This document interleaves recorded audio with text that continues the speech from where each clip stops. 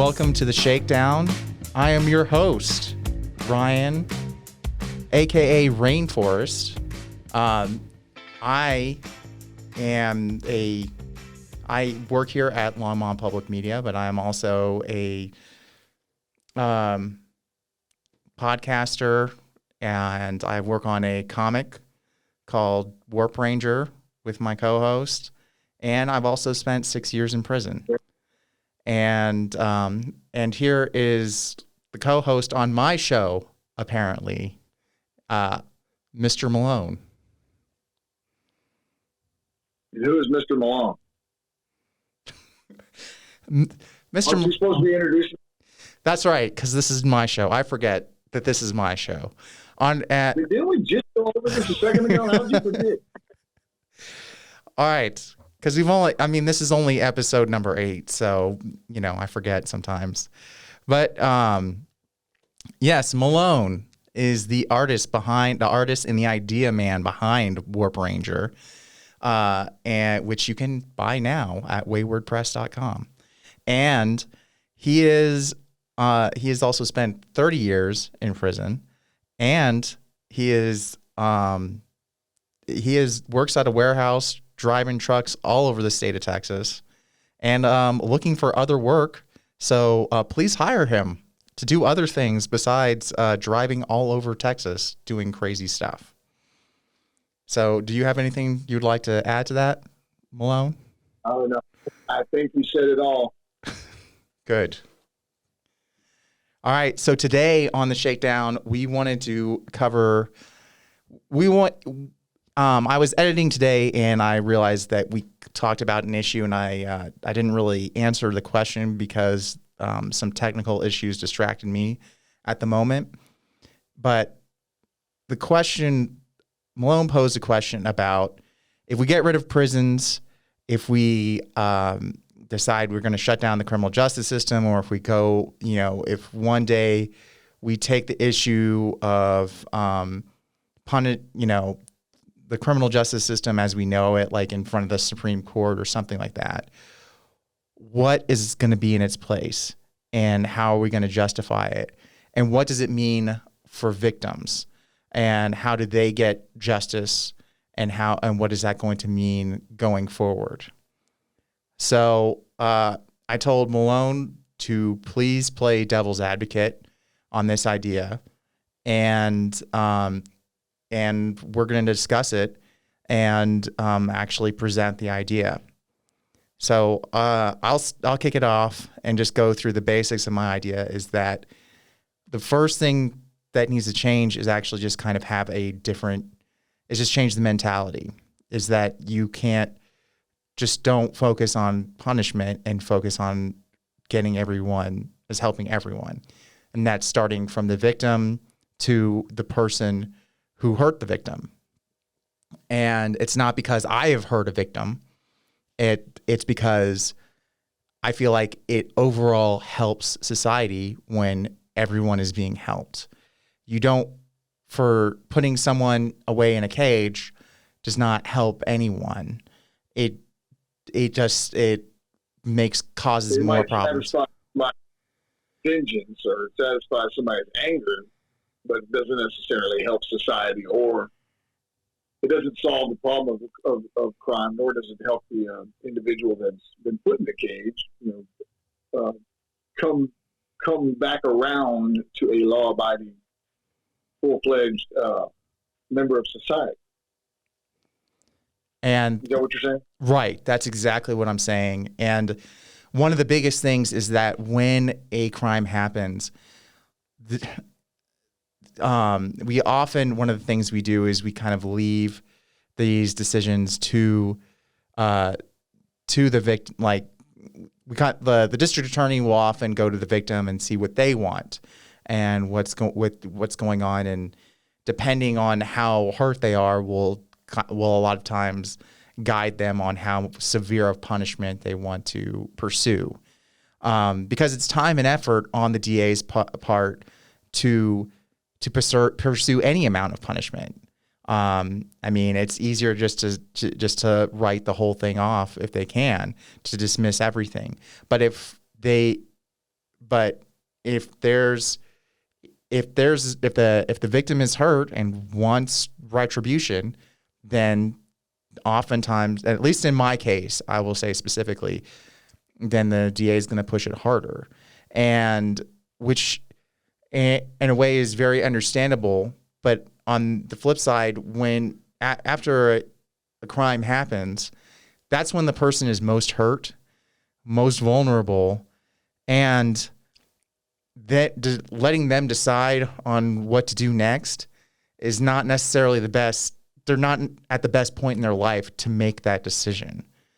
And it can cause a whole lot of, it's having someone who's in a lot of pain decide whether or not to cause someone else and someone else's family a whole lot of pain. And that is not helpful. So what do you say on that, Malone? All right. Sorry.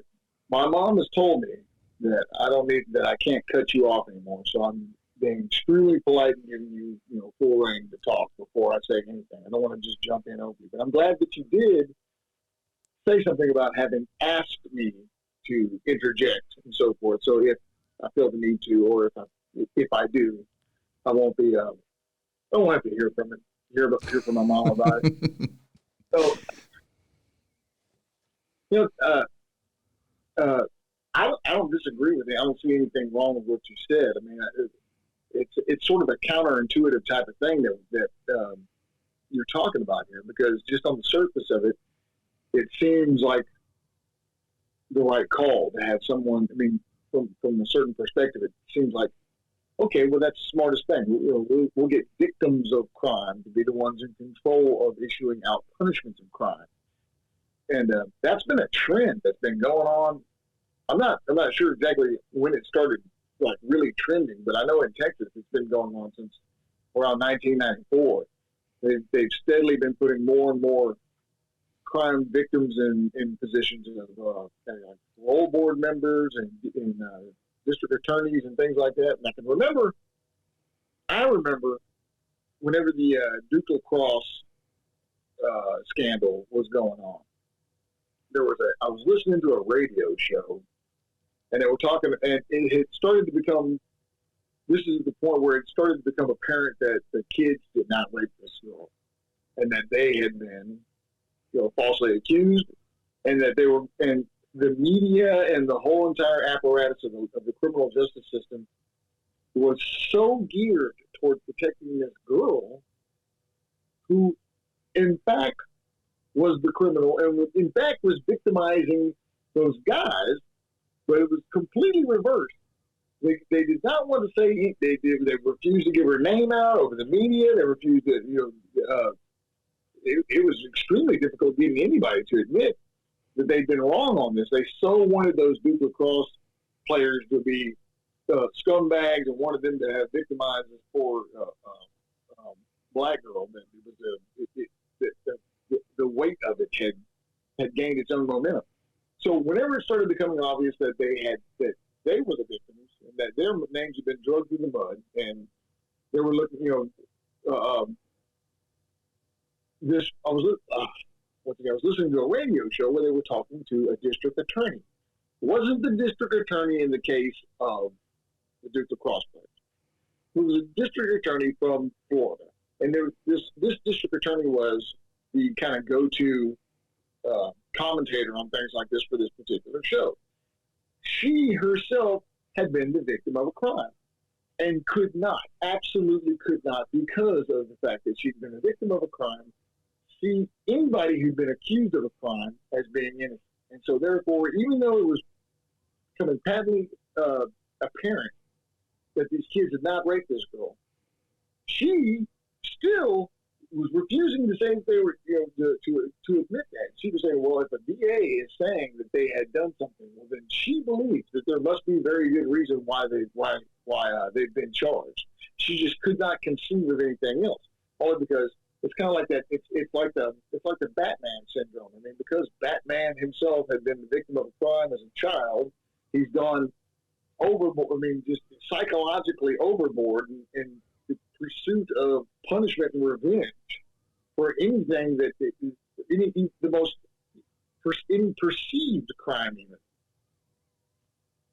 Thomas Jefferson had said that he'd rather see 100 guilty people go free than one innocent person go to prison. And somehow or another, that has been reversed drastically. I mean, the innocent people that go to prison nowadays have a 20-year fight ahead of them just to get back into court, because it's so the pendulum has swung so far the other way to protect the police, to protect the system as a whole, and all that. They're so scared that a single person who has committed a crime is going to get away with it, that they're more than willing to send innocent people to prison for decades. There's a lot of cases, there's a lot of instances now where it's the burden of proof now is on the accused, which that's never how it should have been. And no. Yeah. The concept of proving you're innocent is so, it's so impossible. I make an accusation and now you have to prove that you didn't do it. I mean, the idea, it's extremely difficult, not just difficult, but almost impossible in most circumstances. If I say you did something, there doesn't have to be any evidence for it to back my accusation, but you have to have some kind of evidence that you didn't do what I said you did. Right. And that's there. Oh man. Now there's instances where lawyers have to, they were talking about in, defense laws, like stand your ground laws and things like that, where people who get shot, they have to prove they have to start proving negatives that they weren't committing a crime or anything like that. Like there's guys who maybe not delivering a pizza, but we're going up to knock on somebody's door, and someone pulls a gun on them and then shot them outside the door, and they have to prove that they weren't attacking this person. Which, and if they're dead, how are they going to prove anything? So then, so they get away with it. That's insane. So anyway, so that's one part of the issue, is that it's not this issue. The current way it's set up is we're not helping. No one's getting help. And it's definitely not helping the victims, and the victims are not in a place to decide what the best thing is for everyone involved. So well, you want to talk about devil's advocate, man. Yeah. So from the perspective of the victims are the victors in this particular scheme. I mean, they are getting what they want. They're getting to set the tone of the punishment. They're getting to say that, they're getting to re-sentence the person every time they come up for parole. I mean, from their perspective, I think that they would disagree with this and say that, oh, no. This scumbag did this, that to me, and I hope they never get out, and I'm going to do everything I can to make sure that happens. So from their perspective, they would say that this is a good way of doing things. And so what do you offer to them? What's the offer what's the concession to the victims' rights advocates as far as changing this? My consent is that what's being offered to you right now is right. You take away the victim, you want to put this person away. The offer is put this person away, punish this person as hard as possible, and show that, and that's our way of showing that that you're heard, and that what happened, that this person isn't getting away with what they did. And my consent is I don't want anyone to get away with anything either. I'm not saying anyone should, and I'm not saying there shouldn't be any sort of retribution or amends or anything like that. But I think it should be direct. I think there should be a more direct it should be going directly to the victims, not having this person, not tit for tat.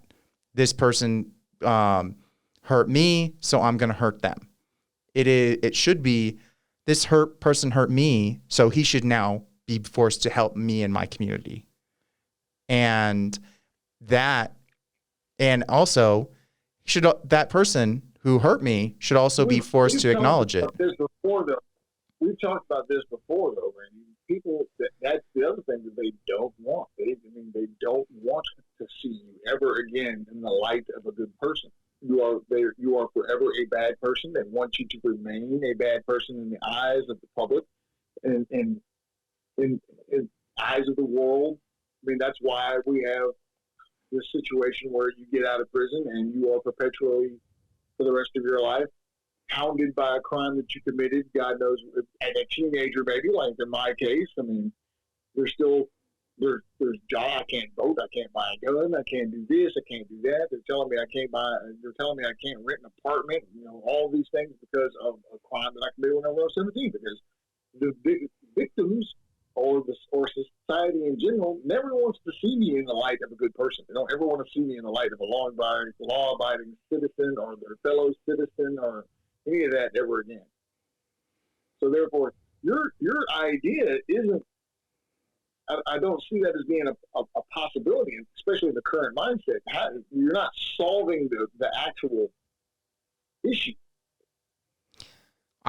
Well, for one part of it is like the reason we can't have guns, I don't think is the same reason that we're going to prisons and there's executions and things like that. I think the reason like we can't have guns is because we're an easy target when down the line, because we're just labeled as criminals. Then it's easy to make a law that says, well, criminals can't have guns, so therefore, next time there's a mass shooting, we'll just make sure the laws only apply to criminals, and that's an easy way that people who want their guns can have their guns, and people who don't want guns, they can say they accomplished something. That's true, but the reasoning behind it is that that the undercurrent of all of that makes that possible, this concept that you can never fully have your citizenship fully restored. You're never going to be completely absolved or wiped clean of your crime, no matter how much punishment they impose upon you. Right. I definitely I hear you on that. That's part of it. But I think a lot of it is you're right. A lot of people, that's definitely what they want in the moment. A lot of people, I know my victims didn't want to hear from me again after my hearing. Before my hearing, I think there was a window. There was a window where we could have talked. If we had a mediator, if we had people who cared, there was a time where I could have done something to help them directly, to actually work something out. After my sentencing hearing, there was so much hurt that left that courtroom. They never wanted to see me again. The sentence was handed out and they were done. They were emotionally wiped out, and I totally understand, and that's why I'm not contacting them, because everyone was emotionally wiped out. I was wiped out. They were wiped out. My family was wiped out. Their family and friends were wiped out. Done. It was too much. And it shouldn't be like that. Actually, it's not a matter of should.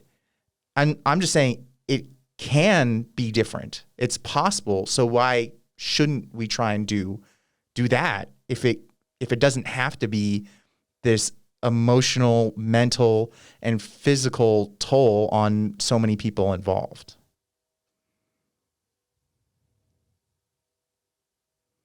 Thoughts? Or yeah. It doesn't feel like you completed that thought. Okay. Well, I'll put it this way. So to complete it, I would say that I didn't get the answer to the question that I gave you. Okay. What do you put? How do you solve the underlying problem? How do you solve satisfy the undercurrent of never wanting to see you in a good light ever again? Right. I think the only way to solve that is you have to their exposure to each other as humans. And if not necessarily directly at first, but that's the only way. It's the only way it works for any two groups of people. It's the only way, because for a long time, we didn't want to see different races as humans either. And we've been working on that.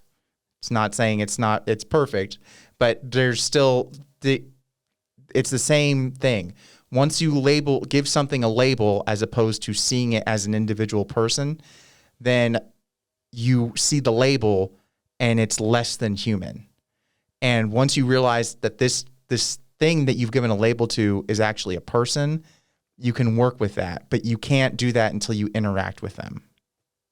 You remember you and I had gone to that Bridges of Life program together? Yes, I very much remember that. Remember the concept behind Bridges of Life? Yes, I do remember the concept behind Bridges to Life, which it's not a bad idea. So the concept behind Bridges to Life, Bridges to Life is a Christian program where they have victims that come in. It wasn't supposed to, but it just ends up becoming. Yes, it ends up becoming a Christian program. But it says, look, it's non-denominational in a Texas prison, which means non-denominational means non-denominational Christian.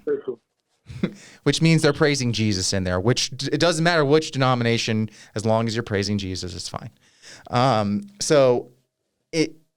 But anyway, the idea behind it is they bring victims in there. The victims tell their stories. They call it, whenever they don't say non-denominational, they just say faith-based. That's supposed to cover it, and that's what it means. Right. In Britain. Yes, faith-based.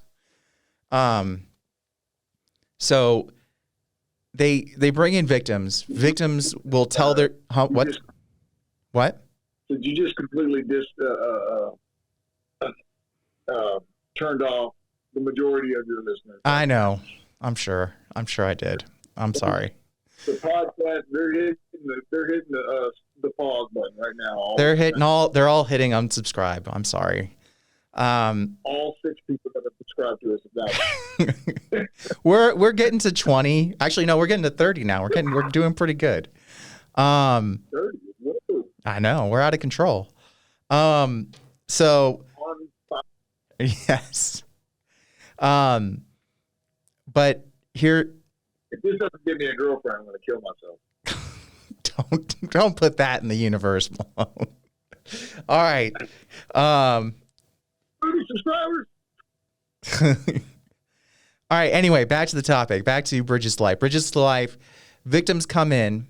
Victims of crime come in. They tell their stories to guys in prison who have committed crimes, and then we break off into groups, and then we work with different victims, work with different with groups. More often, crime victims will also be, a lot of them were also criminals, strangely enough, and a lot of them were a lot worse than the guys that were sitting there in the prison listening to them. That is true. Well, and one thing everyone something that surprised the hell out of me.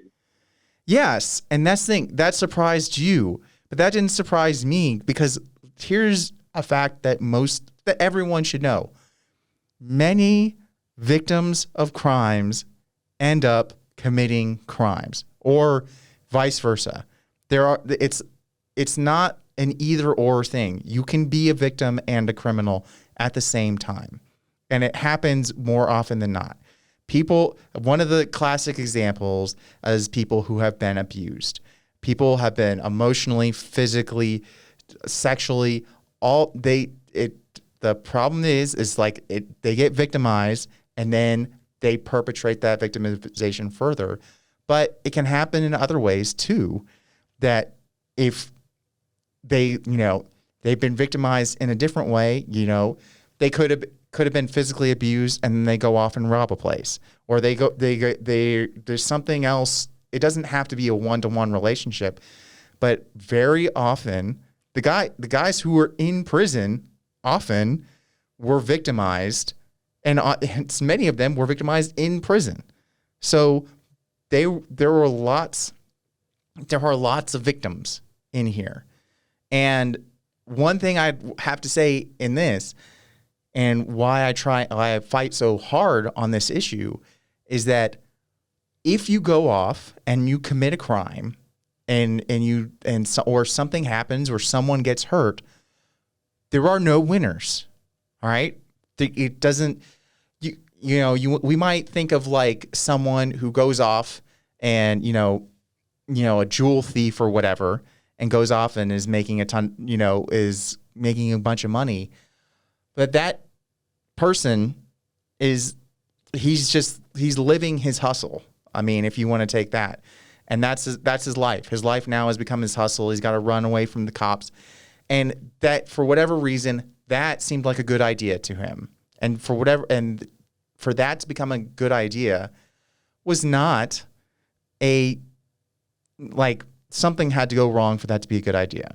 Just like in my case, there were no winners. There was no getting away with anything for me. Even if I didn't go to prison, I was still going to have to live with the consequences of my action. There was no not doing that. There are plenty of guys that I know who were drunk drivers who killed someone who didn't have the sentence that I did, but they ended up with worse consequences because they didn't know how to deal with the fact that they killed someone. And they didn't know how to turn that around in their life, and then they got more consequences from it. So these are things that we have to work with, because the fact that they didn't know how to deal with it, that causes not just consequences for them, that causes more victims down the line. And that's what we need to be focused on. How do we stop creating victims? That to me is the big end goal. Hold on. I think you've overstepped I've overstepped my bounds. No, this whole concept of we're not talking about how do we stop creating victims. I mean, that's first and foremost, we're talking about criminal justice reform, and victims are part and parcel. Victims are part and parcel of that. We're talking about how to rectify the needs of the victims or the desires of the victims in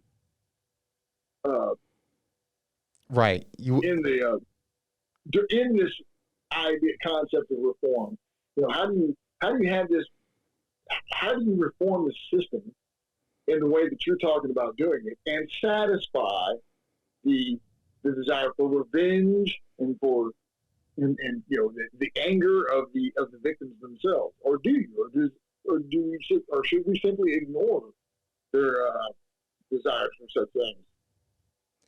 And I think that's what I'm trying to get to, is to exactly what you're saying, is if we think about it as we're doing all of this to prevent, as preventative, to stop creating victims, to help society. If we're doing that, if we're doing all of this with that mindset, if that's the mindset we do this with, and that's the mindset we instill in these people you're talking about, that's how we fix it. We have to instead of, because right now the push that we give every victim is that we need to lock them up. We need to show every time, the only thing that we can show them is how hard can we punish them. But we never talk about is how can we fix this situation.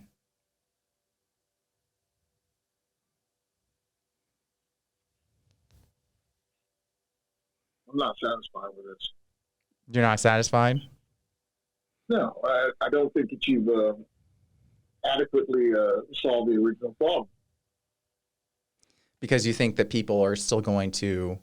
Listen, of course I agree with you Rainforest, I don't believe that the idea of, of pursuing criminal justice as a means of resolving anger or desire for revenge is a healthy or is a remotely sane way of going about the criminal justice system of how to handle it. I don't think it's gonna. I don't think it creates. I don't think it resolves the problem of crime because it simply is there to hurt.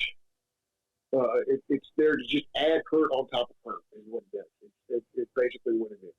There's no healing. There's no. That's why I mentioned the Bridges to Life thing because I liked your idea. You said that if you had been allowed access to the victims, or they can have seen your own humanity, and you felt like there could have been some kind of actual resolution, true resolution, a sense of finality to the whole entire thing. It is over. The problem can't be dealt with any further. Whereas opposed to this perpetual, I hate you and I want you to never be seen as a human being ever again. I want nothing but pain and torture for you for the rest of eternity type of mentality that goes along with just pushing someone off into prison and never ever having to actually look at them in the eye. You're able to demonize that person as much as you want inside your mind and justify whatever happens to them because you can't ever see them. You don't have access to looking into the eyes of a human being and seeing their own struggles and seeing how they're trying to come around and how they're trying to fix their own selves and trying to fix this, trying to solve the problem that they create. So, that's why I mentioned the Bridges to Life thing because I thought that was the only thing I thought that was good about it is that these were victims themselves that had realized the healing power of actually meeting with perpetrators of crime and to tell them that they forgive them.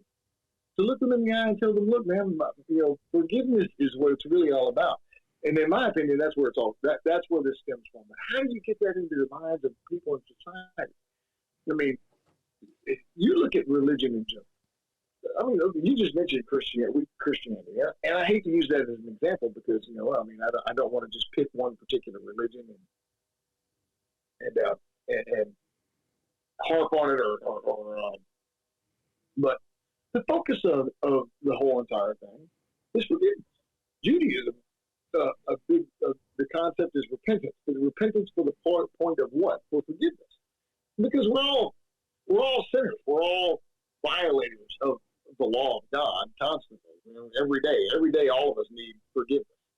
And the idea that that you yourself, that every single individual is in need of some kind of forgiveness, can then turn around and say that, well, I can't expect a deity to forgive me, or I can't expect anybody to forgive me if I can't forgive others. Forgiveness and letting go of things is the center of the healing that you're talking about. And of course, that comes with acceptance of culpability. It comes with there's a lot that it goes along with because you and I are Jews and we believe in this concept of teshuvah, of repentance. And repentance it's not just a thing where you just forgive me, God, you go on doing what you're doing. No, it's a correction of your behavior, and this is what satisfies God's satisfies him that the actual problem has been solved, and rectification is that you're putting forth the effort to correct yourself. So the effort is the whole entire focus needs to be put onto the efforts to get the criminal himself to make that sort of leap from seeing him of self-rectification and to use that as to accompany that with the forgiveness of the victims. And if we can get people to see that, if we can get society to see that, I think we'd have a huge leap in how we deal with criminal justice. I agree with that. The issue is that, and I see the answer that you want, and I think we've been talking about it over and over on this point. The issue is that what we're talking. You just start playing a song that that talks about forgiveness. I'm not. That's very apropos right now. Well, I know. Actually, my big thing is I never and I've said this a million times. For my victims do not have to forgive me, and I never expect them to, and they don't have to, and it is not something that I feel is required. They can stay angry, upset with. That would be helpful to them. It might be, but that's up to have some kind of resolution to the whole entire situation. You don't think that forgiveness is something they need to come to? You know what? I mean, if you want the best for people, and if you want them to actually have the actual full resolution to this, I want them to live a full and happy life. And if you do that, though, don't you believe that they need that forgiveness will be a part of that? They have something that's down inside their soul and heart and emotions and all that psychology or whatever that needs healing. And I don't think you can get there through anger and hatred. No, I don't think you can get there through anger and but a never-ending cycle of revenge and desire to hurt you is not going to get them where they need to go, in my opinion. No, in my experience of life, I have not seen anything that's more deeply satisfying than true forgiveness. I get what you're saying. I get what you're saying on all of that. Yeah, but it's not necessarily that they're holding a grudge. My thing is, and even if they are, my thing on all of it is they have all the reason in the world to not like me, not want to have anything to do with me. And right. No, but hold on to what I'm saying. No. Listen to what I'm saying. The point, you're right that there's nothing good comes out of angry about holding on to anger and all that point. My point about, and like I said, that thing when I was saying about us coming together earlier on, that opportunity, they still could have been angry throughout all of that. My point is through all of that, they could have gotten not necessarily something from me, but there are things they could have gotten, even being angry and upset, that they will never get now because of what happened. For one thing that they direly wanted from me was they just wanted me to admit what I did was horrible and wrong and hurt them, which I would have gladly done a million times over to them, like given to them beforehand and do often. But the thing is that. Why did they want that? What? Why did they want that? Why did they want that? Because that's a lot of what most victims want. They want acknowledgement. They want me to they want the person who did. Why do you want that? What does that do whenever you do that? It's like me. I mean, I don't know how many times. Me personally, I sense this in my own personal life all the time. Somebody can walk by me and knock my drink over into my lap or whatever, and immediately diffuse all my anger just by saying, "Oh my God, my bad. I'm so sorry." But if they walk by and they drop my drink, they knock my drink over into my lap, and then they're like, "Hey, asshole, you should have had your drink at the edge of the table." They're trying to blame me. Well, then it's the exact opposite. I'll blow a fuse, and I think that's. I don't know if it's something inside the human soul or the makeup of the universe. I mean, the whole entire scheme of forgiveness in the major religions that we were just mentioning is an accompaniment with culpability. And you say I did this, you admit it, and then you say you're sorry. And even in the Talmud, I can remember reading. They talk about the death penalty in the Talmud, and so they're saying that in the concept of stoning, right? Right. Well, they go through the whole entire process of the person who's condemned. Then they give the person the opportunity right before they're put to death by stoning. They give them the opportunity to admit their crime, to say, okay, I did this, that, and the other. And the rabbis say that, okay, if they admit that they fully come clean right before, and then they're put to death, even though they're still going to be put to death, even though they fully come clean, they're completely absolved. They're completely forgiven. Those crimes are wiped out by that. They're considered to be tzaddikim and on their way to Olam Haba. I mean, heaven. I mean, it's not we're killing you, man. We want to hate you forever. The whole concept is to completely resolve the crime and have the person completely restored, even if it means that they have to suffer the punishment of death, which is pretty permanent. But nevertheless, it's death for the sake of restoring them completely in the eyes of God. Right, and but from that point forward, even the eyes of man. Yeah, but that's the thing I'm saying is it's about restoration. This is all about me taking responsibility. They can still I can still be responsible and they can still hate me at the same time. But it's restoration. It's putting order back in the world. And that Well, you just said they wanted you to take responsibility. They wanted to hear those words.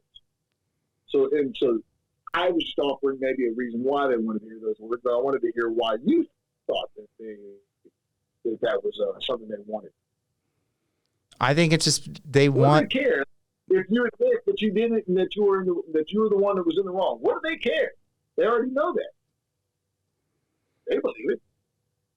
Why do they care that you see it? Like I said, that's the way. I don't know. I can't say on person by person, but it's honestly, that's the way it generally, like in every case, we want the person to see, they want acknowledgement of not just me, like the person who did wrong to understand what they did was wrong. Because otherwise. You already said that, Rainey. It's not the question. The question is why? Because, that's what I'm trying to say. Is it's important for me to recognize what I did was wrong, because if I don't recognize what I did was wrong, then once again it's about it happening again, or it not meaning anything to me and me not recognizing their hurt.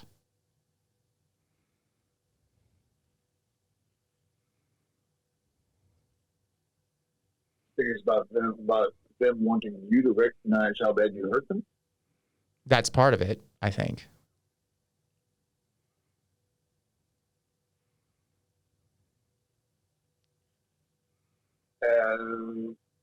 And there's not another part of it? Like I said, not wanting to repeat. It's like trying to pull teeth sometimes with you, Randy. You just aren't going along with it.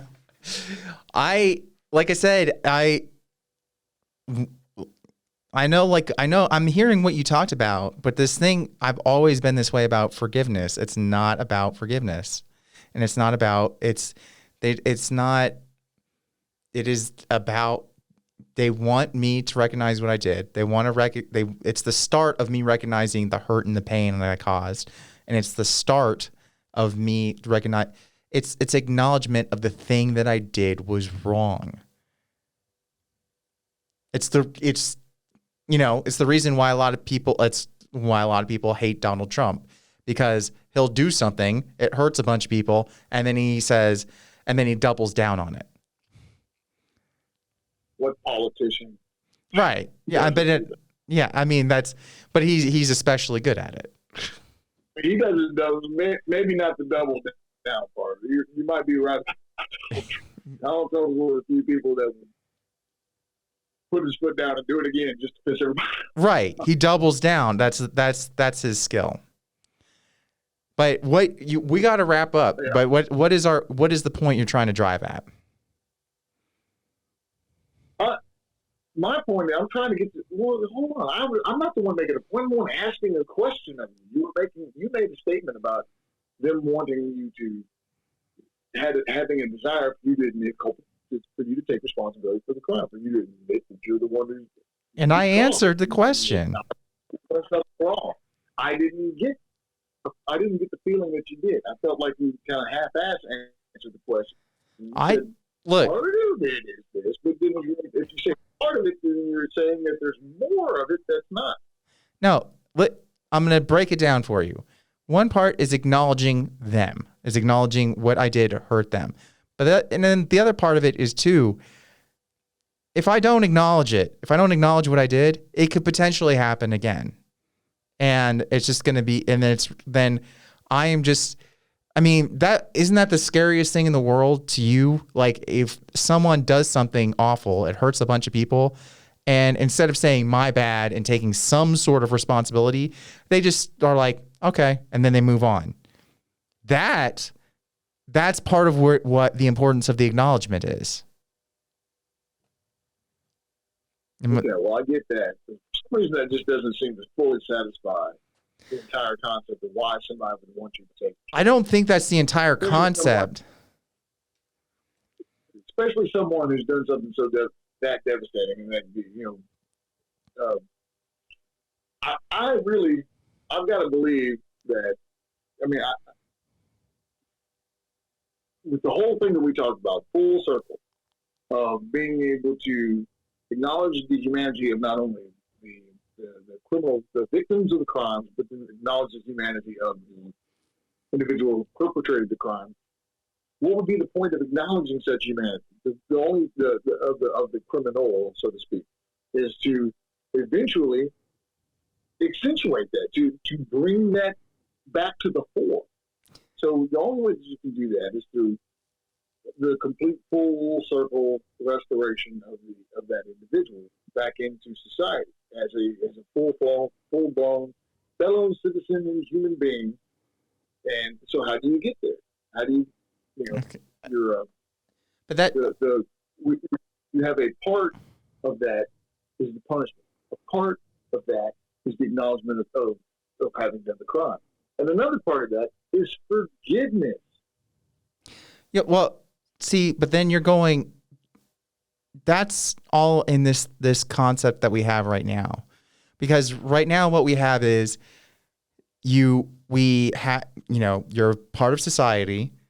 Then you commit a crime, then you immediately are taken through what's called a degradation cycle, and so that you get down. You're go through suspect, and then through criminal, and then till felon and inmate in all those processes, and then you're ex-con, which is still below citizen, and you're this is all part of like dropping you below. All those things. Those are things that will never go away. You're never going to not be any of that. No, that's the thing. That's what I'm trying to say. Those are the things that need to go away. Because look, you commit a crime as an equal, all right, and then you leave them. Then that's what the point of restorative justice too. Point of restorative justice is everyone comes to the table as an equal. All right, we understand harm was caused. Now we need to repair that harm. Do we chain someone to the table and then force them with do we bring a field boss on a horseback with a rifle and then make that person, make amends that way? No, everyone comes to the same table. We have a mediator because it's hard to be at that table. It's hard when someone has hurt you so insanely bad to be at a table with them. But you sit there, and then it's going to take a while. It's going to take a long time. There's going to be a lot of hurt feelings, and it's not going to be an easy process for anyone involved. But when you get back to... The entire problem is that there has to be a sit-down between victims and crime and criminals. That where in every case, it doesn't. Do you think in every crime there needs to be a sit down? I'm not saying hold on. You're asking me. I'm asking the questions here. Not me. There's not in every crime does there need to be a sit down. If there and also not everything needs to be a crime. That's another big part of it too. Not everything that we have right now needs to be a crime. What we are talking about though is crime. We're talking about somebody did something and somebody else suffered serious victimhood behind it. All right, we're talking about like the 10 Commandments style crimes. How do yes. we fix that? How do we step out of this idea that we have now of allowing the feelings of vengeance and anger to be totally satisfied? And you're not going to like my answer because it's the same thing. You have to think of everyone as humans.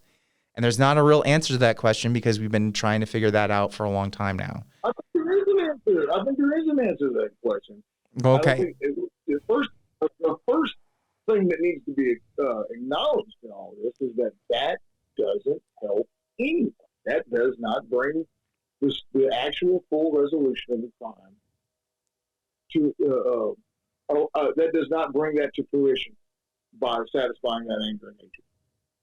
And part of that is what you said about the not seeing the other as a human being and not being allowed to, not even wanting to, not ever having, and being told that it's completely okay that you don't. That's what society needs to come around to. That this current way of looking at things is not the healthiest way of doing it. Yeah, that's definitely part of it. So, but how do you? I mean, other than a podcast, how do you mean? Is there some kind of scientific evidence, research, or something that we could point to that would help bring that to the fore? I mean, would you need a media campaign on this or what? I mean, you could look at. I'm sure you could look at sociology, you could look at psychology, and find out about in groups and out groups, and how people treat them. And this is already answered. We know when you label someone in an out group, they're going to be treated differently. I will tell you this: how do you treat fans of your favorite sports team, compared to fans of a different sports team? And what I think that every fan of a rival sports team should be put in prison forever. Well, there we go. And not even any media, so they cannot watch their team. Right. Exactly. So that is the way of the world at the moment. So this is where we're at. Look, if you want to research it and you want to see what people said about it, like read some Eric Fromm. He's my favorite. He'll show you about what happens when you care about people versus when you do not care about them. There's the Art of Loving, which talks about caring people, and then there's the Anatomy of Human Destructiveness, which very explicitly talks about what happens when you do not care about people. But if the bottom line is, here's a simple thing that anyone can do when they're watching TV, watching Law and Order, or watching real life crimes unfold, and especially like these big celebrity cases. All you have to do is go ask the question, is this helpful, and who is it helping? And just answer those questions. I think celebrity cases are probably some examples that we should go over on these shows sometime, because I think they really illustrate that idea of being able to see the humanity in someone as opposed to some faceless nobody.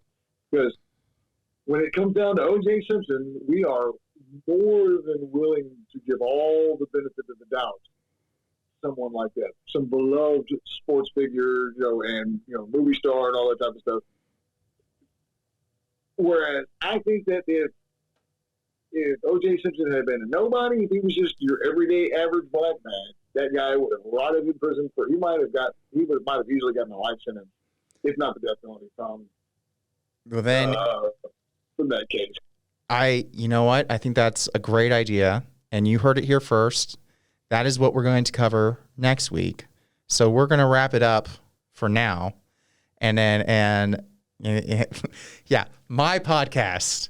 That we're going to wrap up my podcast, The Shakedown. I'm the idea man. That's how you introduce me.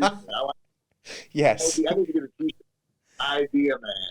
Yes, we'll make. I will on our new T-shirt press. We'll make a shirt for Malone that says "Idea Man," and I will have a shirt that says "Host," and I'll start wearing that. But anyway, we will catch you next time on the Shakedown. This has been a really good talk, and we're trying out Malone's mic, and we will get it better. And also, I'd like to let Mama Malone know that Malone has not been interrupting me for the most part. There is a delay over here, which hopefully you can see in the video. So sometimes we step on each other. So just letting Mama Malone know that it's not all his fault. Some of it is though. But we'll catch you next time.